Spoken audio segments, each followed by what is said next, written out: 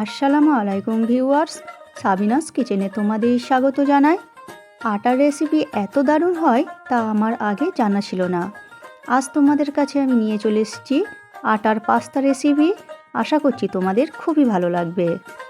Let's go. Oh my god. Aha. Yes.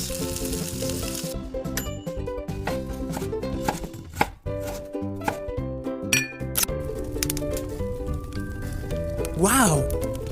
Thank you. আমি 500 গ্রাম আটা নিয়েছি, পরিমাণ মতো লবণ দিয়ে দিলাম, ভালো করে মাখিয়ে নিচ্ছি। নিয়ে অল্প অল্প করে নর্মাল ঠান্ডা পানি দিয়ে আমি আটা মেখে নিচ্ছি ভালো করে। একবার তোমরা এই আটার পাস্তা রেসিপিটি করে দেখো, এত দারুণ হয় খেতে। আর এটা হেলদিও, তোমাদের বাচ্চাদের দিতে পারবে। খুবই হেলদি নাস্তা হয় এটা।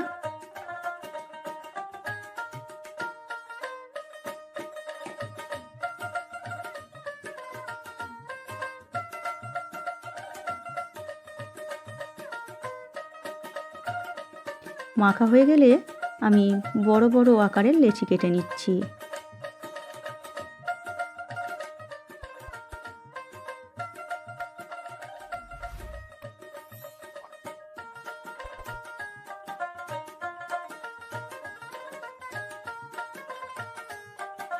আমি লেচি কেটে নিয়েছি। এরপর আমি আটা দিয়ে বেলে নেব। আমি খুব পাতলা করব না, যেমন পরোটা তৈরি করি আমরা সেই রকম রুটির আকারে বেলে নেব, তেমন মোটা করে বেলে নেব আমি।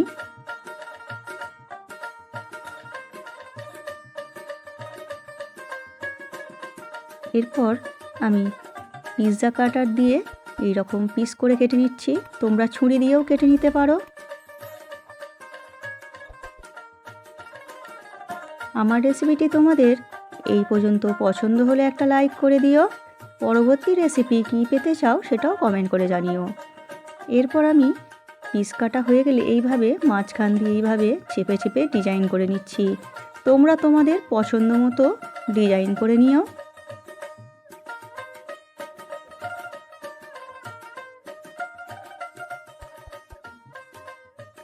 এইভাবে আমি সমস্ত লেচিগুলোর এইভাবে পাস্তা বানিয়ে নেব। কড়াইতে পানি গরম করতে দিয়েছি, পরিমাণ মতো লবণ দিয়ে আমি আটার পাস্তাগুলো সেদ্ধ করে নেব। যখন দেখবে আটার পাস্তাগুলো এইভাবে ভেসে উঠেছে, আমি এই আটার পাস্তাগুলো 10 মিনিট সেদ্ধ করে নিয়েছি। এরপর পানি ঝরিয়ে ধুয়ে নেব। কড়াইতে সর্ষের তেল দিয়ে ভালো করে গরম করে নিয়ে পেঁয়াজ কুচি দিয়ে দিলাম, আদা রসুন কুচি দিয়ে দিচ্ছি 1 চামচ করে। হালকা করে ভেজে নিয়ে আমি 2টো টমেটম, এখানে আমি মাঝারি সাইজের 2টো টমেটম নিয়েছি, নিয়ে পেস্ট করে দিয়ে দিলাম। দিয়ে দিচ্ছি একটা ক্যাপসিকাম কুচি করে। পরিমাণ মতো লবণ দিয়ে দিলাম, 1 চামচ লঙ্কা গুঁড়ো, 1 চামচ ভাজা জিরে গুঁড়ো, 1 চামচ ভাজা ধনে গুঁড়ো দিয়ে আমি মশলা কিছুক্ষণ কষিয়ে নেব।